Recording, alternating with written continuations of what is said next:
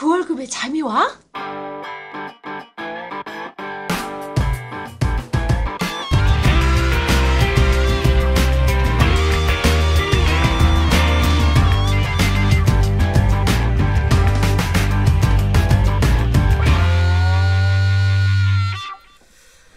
안녕하세요. 그 월급에도 잠이 오게 하는 방송 머니스토리 TV 꼰대 김광주입니다. 네, 뭉치 양수민입니다. 반갑습니다. 예.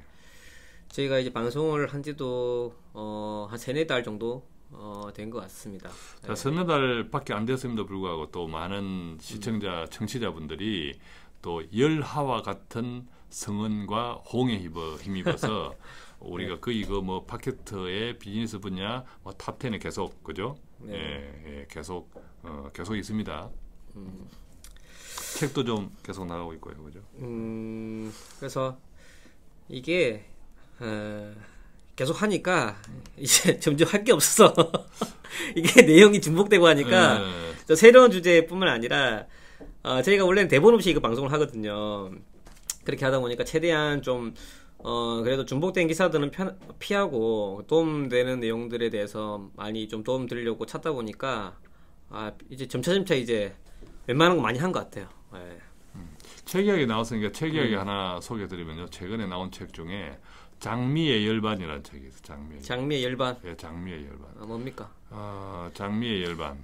그게 이제 세계적 한국이 나온 세계적 사진 작가 네. 김아타 씨의 김아타 산문집이에요. 산문집. 네, 산문집. 사진 작가가 글을 냈었다. 그렇죠. 그 뭐 네. 김아타라고 하면 거의 철학적 사색, 철학가보다 더 철학가 같은 그런 작업을 하는 작가로 사진 작가로 유명한데 네.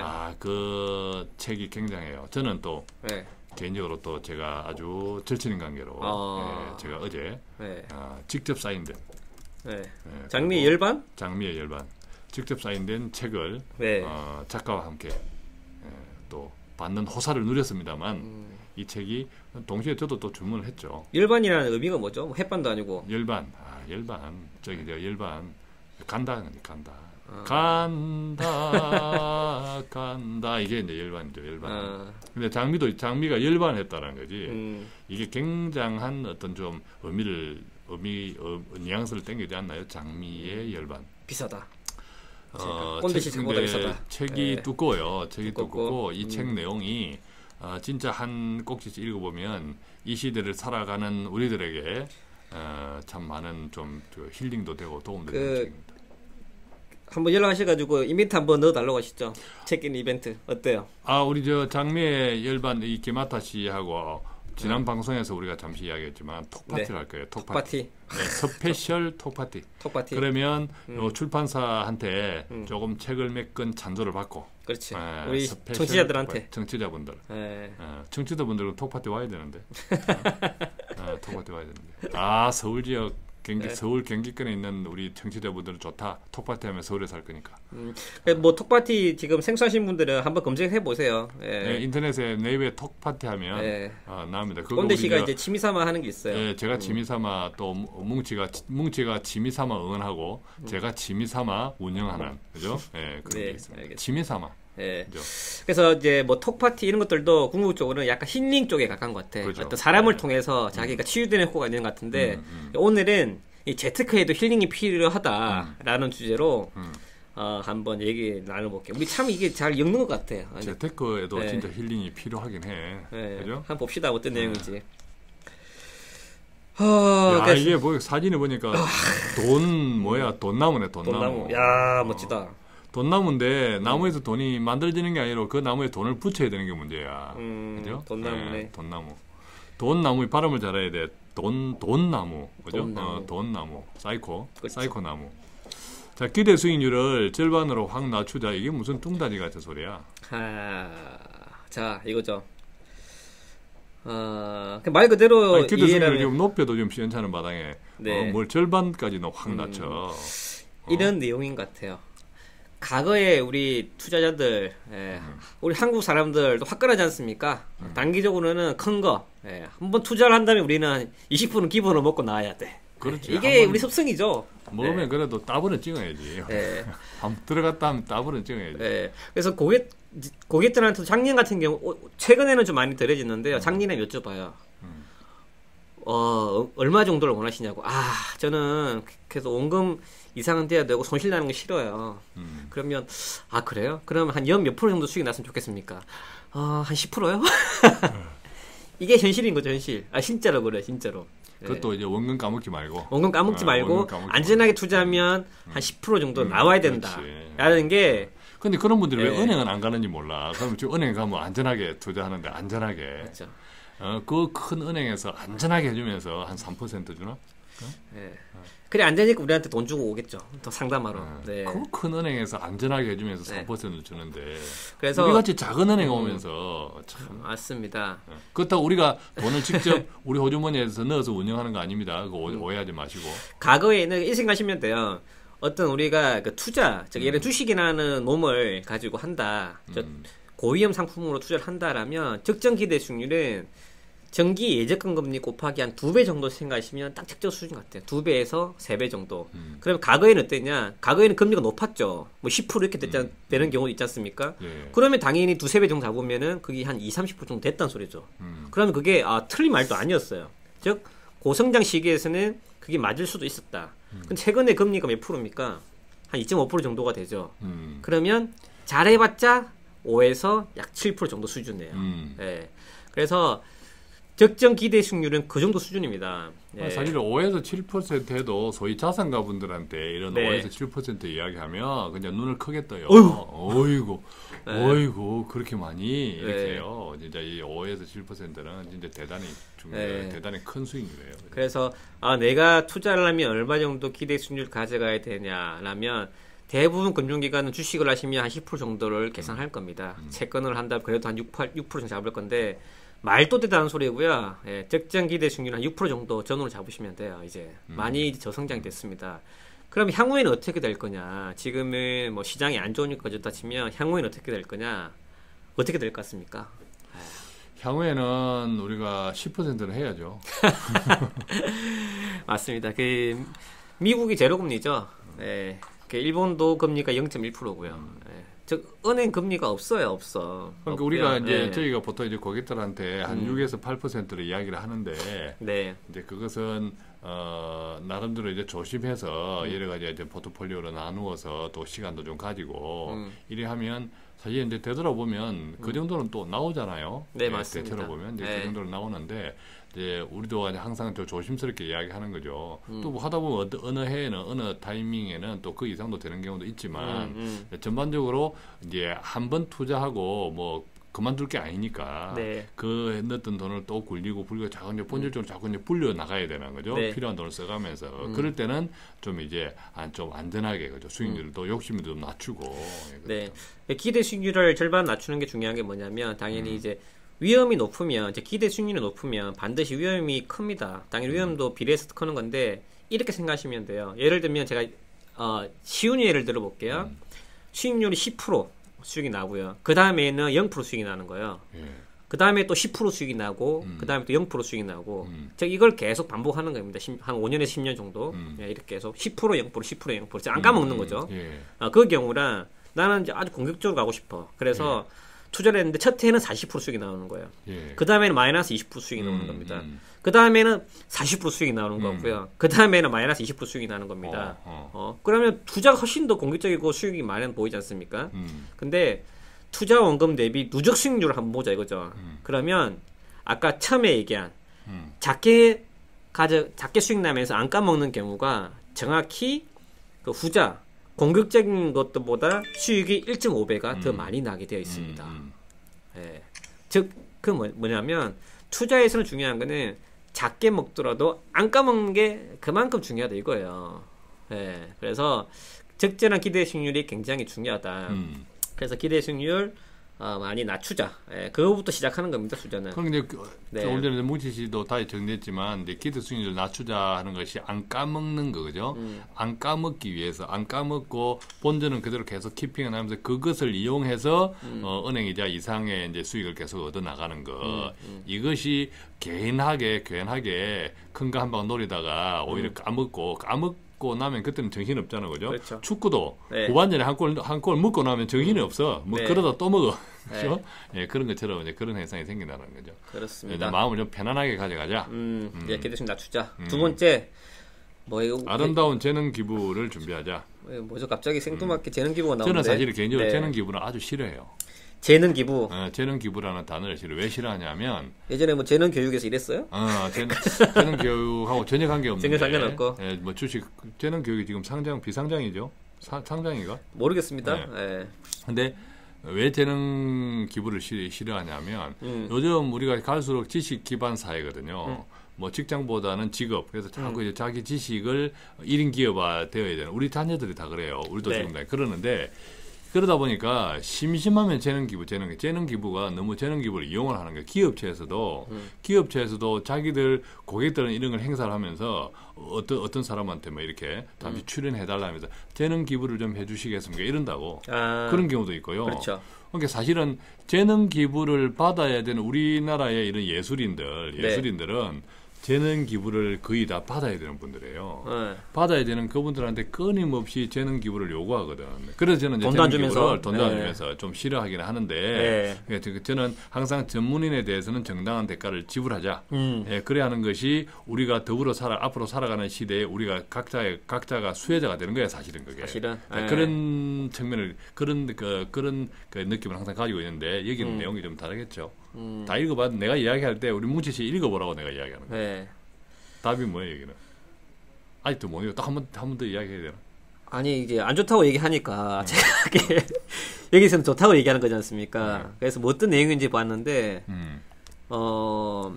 그래서 이제 최저 생활비 정도 확보된 상태라면 이제 무상으로 자기 재능과 경험을 기부를 하자. 그러니까 이런 것들이 사회적으로 도움이 된다. 이런 내용인 것 같아요. 그러니까 옛날에 우리가 옛날이 아니지. 그러니까 일반적으로 얼마 전까지 불과 은퇴를 언제 하실 겁니까? 예. 60세 할 겁니다. 그럼 60세 이후에 뭐 할 겁니까? 내가 이러이러한 죄를 뭐 취미도 개발하고 이렇게 하겠습니다. 라고 했는데 이게 나중에 죽을 때까지 우리 일을 해야 되는 건 맞아요. 네. 어떻게 뭐 은퇴했다고 집에 가만히 있겠어요. 근데 그때의 일이라는 것이 돈벌이가 전제가 안 되면 좋은 거죠. 그죠? 돈벌이가 전제되어서도 계속 일을 한다면, 네. 그렇지 못한 경우보다는 조금 피곤하겠죠. 그죠? 예, 그런 의미에서의 재능기부. 앞으로, 우리가 은퇴에 대한 준비가, 재정적인 준비가 어느 정도 되었다면, 네. 그다음부터는 소득 활동을, 돈을 전제로 하지 않더라도, 그동안은 내가 사회적으로 어떤 경험했던 것들을 좀 이제 나눌 수 있다. 그런 것들을 하자고 하는데, 이게 가능하겠어요, 근데 이거를 해주는 좀 모임이나 단체가 요즘 많이 있지 않습니까? 그런 이제 은퇴자들한테 많죠. 근데 저는 이게 네. 가능하겠냐고 우리가 우리 셀러리맨들이 진짜 돈만 또 재정적인 준비가 다 해결되고 그렇죠. 자신이 경험한 여러 가지 어떤 전문 지식이나 이런 경험들을 진짜 돈에 구애받지 않고 재능 기부 활동을 하면서 은퇴 노후를 즐길 수 있는 너무 그럴 때면 너무 좋겠어요. 행복하죠. 그럴 때면 너무 좋겠어요. 근데 이제 점점 이런 것들이 힘들어진다. 이렇게 그런 것이 참 쉽지 않다. 현실화시키기가. 예, 그렇게 생각하시는 분들 많은데 우리 앞에 방송에도 이런 이야기 했죠, 그죠? 예, 그렇지만 너무 이렇게 너무 길게 남은 미래에 너무 이렇게 강박관념 갖지 말고 네. 처음부터 천천히 여유 있게 하나 되돌아보는 것에서 시작하면 가능할 수도 있다라는 거죠. 세 번째가 뭐냐면 자산 사용 계획 명세서를 작성하자. 근데 이거 또 누가 글을 썼죠? 이 똑같은 기자분이시구나. 이분이 좀 그래 글이 항상. 예. 글이 그래. 예, 글이 그래. 예. 즉 뭐 돈에 꼬리표를 달자 이런 의미인 것 같은데요. 이런 거는 좀 필요할 것 같아요. 돈이라는 게 모으고 저축하는 것도 중요하지만 그 본인의 목적이 있다면 조금 더 효과적으로 돈을 모을 수 있지 않냐라는 그 동기부여의 의미인 것 같은데요. 이에 대해서는 어떤 생각이 좀 있으세요? 이것은 맞아요. 우리가 이제 돈의 꼬리표를 달자라고 하는 것은 요즘 제 강의에 뭐 쓰진 않지만 초창기에는 많이 썼었어요. 네. 돈의 꼬리표를 달자, 돈의 이름표를 달자. 그렇죠. 이제 저는 꼬리표라고 안 하고 이름표를 달자 했는데 이 돈은 어떻게 쓸 거고 이 돈은 어떻게 쓰려고 준비를 하고 있고 이 돈은 또 어디에 쓰려고 준비하고 있다. 이런 것들이 네. 상당히 돈에 대한 내가 돈을 모으는 목적 의식을 뚜렷하게 해줘요. 맞아요. 네, 뚜렷하게 해줘. 우리가 흔히들 그런 이야기 하잖아요, 그죠? 어떤 이렇게 물을 받을 때 목적 구분 없이 그냥 커다란 물통에다가 다 받아놓고 그걸 식수로도 쓰고 설거지도 쓰고 보육도 쓰고 식수로도 네. 쓰고 이렇게 하다 보면 이게 경상도 물론 매착이 없는 거예요. 매착이. 네. 매착이 없어가지고 훨씬 많이 써버리는 거예요. 훨씬 많이. 근데 이것을 구분 해가지고, 그죠? 맞아요. 예, 뭐, 밥그릴 물 한 주전자. 또 이렇게 이빨치를 돈 한 컵. 이런 식으로 따로 해놓으면. 꼬리표 하다가 이빨 치는 거에 나왔는데, 예를 팁을 하게, 좀 다른 예를 하게 들어보죠. 다른 예를 보면. 예전에는 통장을 많이 사용했지 않습니까? 오프라인 통장. 통장에다가 예전에는 이제 그런 걸 많이 썼어요. 이거는 애들 대학교 통장. 이거는 여행 가는 통장. 그렇죠. 그래서 거기다 돈을 막 넣어요. 그러면서 그 통장마다 돈 찍히는 거 보면 되게 흐뭇했던 거죠. 그런 식으로 이제 목표가 성취되는 경우가 많이 있었습니다. 이제 그런 걸 예를 드는 건데, 이건데 요즘은 이제 통장이라는 게 없어졌어요. 없어지는데 어떤 기능이 있냐면 인터넷에 예를 들면 계좌를 1, 2, 3, 4, 5를 만들어요. 근데 각 계좌마다 이름을 붙일 수 있어. 1번은 꼰대가 여행 통장. 2번 우리 와이프 몰래 비자금 만들어주는 통장, 뭐 생일 통장. 3번은 우리 애 뭐 학자금 통장이라든지 이런 목적별로 네이밍을 부여를 할 수 있습니다. 이름을 계좌별로. 그래서 이런 기능을 조금 활용해서 그래 통장 자체에다가 의미를 부여하고 네이밍을 해놓는다면 돈을 모으는데 좀 큰 동기부여가 된다. 이렇게 말씀드리고 싶고요. 저희가 많이 했는 게 뭐냐면 저 같은 경우는 이런 게 많이 하는데 고객분들 상담하고 여쭤보면 가장 하고 싶어하는 게 대부분들이 여행을 많이 하고 싶어요. 근데 실질적으로 뭐 시간도 있고 돈도 있지만 잘 안 가게 되는 경우가 되게 많이 있죠. 그렇죠. 여행 가고 싶은데 그럴 분들한테 저희는 그걸 권해요. 모으는 것도 중요하지만 그 여행이라는 거를 실현하는 것도 중요하다. 자, 그래서 당장 가라. 예를 들면 1년에 한 번씩 가라. 그래서 여행 통장을 한 개씩 만듭니다. 그리고 그 여행 통장에서 뭐 10만 원 냈든 20만 원 냈든 그걸 모아요. 그리고 1년이 되면 그냥 쓰는 거예요, 그거를. 그거는 사라진 통장인 거죠.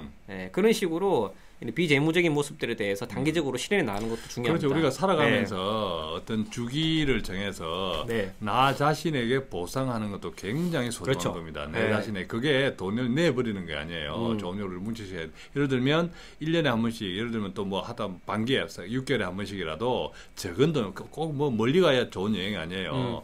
적은 돈으로 내가 계획을 해서 내가 조금 여행하는 그죠? 나에게 투자는 영화를 보더라도 나에게 확실하게 투자해서 야 우리 저 같으면 꼰대 김강주 참 방송한다고 욕봤다.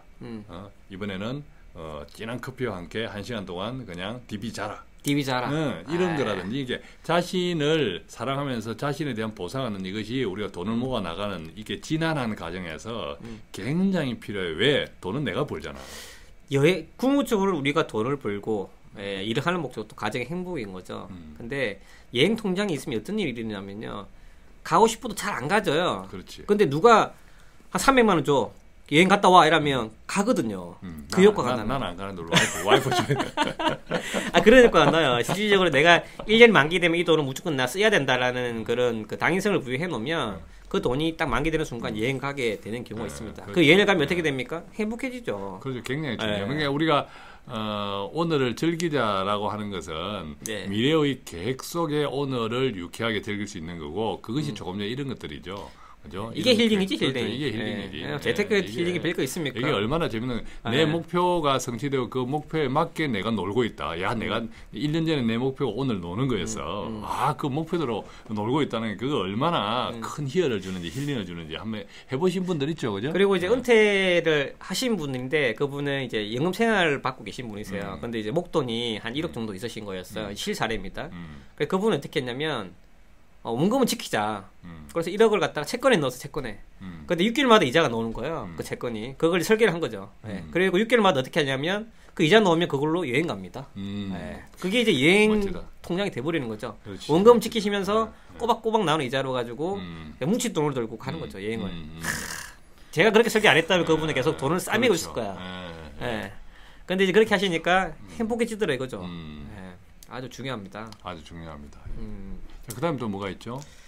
뭐 비재무적 재산을 만들자. 비재무적 재산은 뭐 제가 자주 이야기하는 것들이죠. 사람이 재산이에요. 사람이 재산입니다. 네, 사람이 네. 재산이고요. 특히 저는 이제 어떤 지금 직책에 계신 분들, 예를 들면 공기업에 계신 분들이 좀 목에 힘을 주는 분들 있죠. 목에 힘을 주는 분들 큰일 납니다. 예, 큰일 나요. 사람이 재산이다 할 때는 네. 그 목에 힘을 주고 있는 자리에 있을 때 만들어지는 사람들은요, 절대 제대로 된 사람 아니에요. 그래요. 예, 그 자기 목에 힘을 준 자리 때문에 만들어진 사람이지 자리하고 사귀는 거지 그 사람하고 사귀는 게 아니야. 그렇지. 그죠? 그 자리에 떠나면 그 사람 다 없어집니다. 요새 네. 또 쉽지 않죠 분위기 자체가. 그죠. 공기업 분위기 쉽지 자체가. 않으니까. 이게 어느 쪽이라도 하여간 네. 이게 우리가 뭐 갑을 이런 게 있잖아요. 갑의 행포 이런 게 있잖아요. 네. 진짜 사람을 만들어가는 것은 비재무적인 자산 중에서 진짜 중요한 게 사람인데 이것은 내가 설령 다른 사람 볼 때 갑의 위치에 있다 하더라도 갑이 아니게 살아가는 것. 이것이 진짜 큰 재산이 돼요. 큰 재산. 좋다. 좋아. 우리가 점점 이제 방송 자체가 이거 하이 퀄리티가 되는 것 같아요. 그죠. 우리가 좀 수준이 높아집니까? 뭐 저는 났는데 꼰대씨가 높아서 저희 방송도 힐링이 되네요. 그렇죠. 우리 청취자분들이 한 번씩 뭐 댓글 남겨주고 뭐 댓글 많이 남겨준 것도 아니지만 청취자분들도 조금 각성해야 돼. 우리가 지금 열심히 이렇게 방송을 하고 아까운 시간을 들여서 방송을 하고 거의 한번 방송에 올라가면 1000개나 다운로드 1000명이씩이나 이렇게 봤는데 좀 참여를 해주시면 안 되나 그죠? 댓글도 좀 남겨주시고 때로는 좀 못된 소리도 해주시고 때로는 힘이 되는 소리도 해주시고 이게 왜냐면 이게 즐겁거든 그죠? 같이 소통하는 게 이게 즐겁다는 거죠. 재밌어요. 또 뭐가 있었죠? 거기까지네요. 없어요? 없습니다. 뭐 제목만 거창했는데 내용은 별거 없고요. 말 그대로 힐링적인 부분, 축적도 중요하지만 아까 말씀드린 것처럼 그 행복을 위해서 조금만 우리가 관심을 가진다면 재택에 대한 힐링뿐만 아니라 가족과 행복까지 갈 수 있는 방법이 많다. 우리 이제 오늘 또 어떤 이제 기자 양반이 쓴 글을 가지고 조금 이제 같이 좀 이야기를 나눴는데 이제 이론하고 실물은 참 많이 다르죠, 그죠? 맞습니다. 그래서 보통 이제 기자 양반들이 쓰는 글들이 좀 이론에, 그죠? 이론에 근거한 이론들이 많고 또 두 번째 짜집기가 많아요. 그렇죠. 짜집기가 많고 그러다 보니까 우리는 이런 걸 가지고 짜집기한 것을 분해하는 작업. 분해하고 실생활에서 이런 것들을 어떻게 쓰는지 실무적인 부분에 많은 얘기를 하고 있습니다. 그래서 그런 분해하는 작업, 분해하는 작업 이게 좀 재밌습니다, 그죠? 분해해보는 작업. 알겠습니다. 그래서 오늘은 뭐 여기까지 하는 걸로 오늘은 알고요. 우리가 아까 돈의 꼬리표를 달자. 특히 우리 뭉치 씨가 캠핑족, 캠핑 마니아 뭉치 씨가 또 돈의 꼬리표를 달아서 여행을 가고 자기 자신한테 보상을 하자. 그죠? 아주 멋진 말을 했는데. 추가적인 궁금 사항이나 기타 뭐 방송 관련돼서 추가 질문 사항이 있으시다면 저희 홈페이지 www.moneystorytv moneystorytv 홈페이지 들어오셔서 간략하게 메모 남겨주시면 저희가 답을 드려줄 수 있도록 하겠습니다. 자, 마지막으로 톡파티 광고 하나 할게요. 이게 톡파티를 지난 시간에도 한번 이야기했는데 이게 우리가 서울 사는 분들 6월 12일 날 톡파티라고 네이버에 쳐 오시면 그게 6월 12일 날 마구 야구 톡파티라 해가지고 동아일보 스포츠 전문 기자 김종근 기자님이 함께 우리가 치킨을 뜯으면서 함께 대형 TV를 보고 LG전 롯데 그날 LG 롯데전을 사직에서 해요. 사직에서 그래요? 하는데 우리는 서울에서 치킨을 저녁에 뜯으면서 10명까지만 모십니다. 10명까지인데 비용 15,000원. 그죠? 치킨값, 생맥값 그 정도. 그래서 15,000원. 그리고 중요한 것은 그때 이 꼰대도 간다는 사실. 꼰대. 예. 꼰대가 간다. 꼰대가 간다. 그래서 네. 저하고 또 뭐 치킨이나 뜯고 또 우리 김정근 기자랑 만나서 LG 팬들 많잖아요. 롯데 팬도 많고 특히 롯데 팬들 그렇죠. 많죠, 그죠? 서울에 계시는. 예, 같이 오시면 저하고 또 즐거운 시간, 예, 즐거운 자리 통닭도 갖도록 뜯고, 하겠습니다. 꼰대 머리도 좀 뜯고 예, 술 꼰대. 먹고. 재물이 비싸요. 알겠습니다. 오늘 방송 여기까지 하겠습니다. 예, 수고 많았습니다, 문치 씨. 네.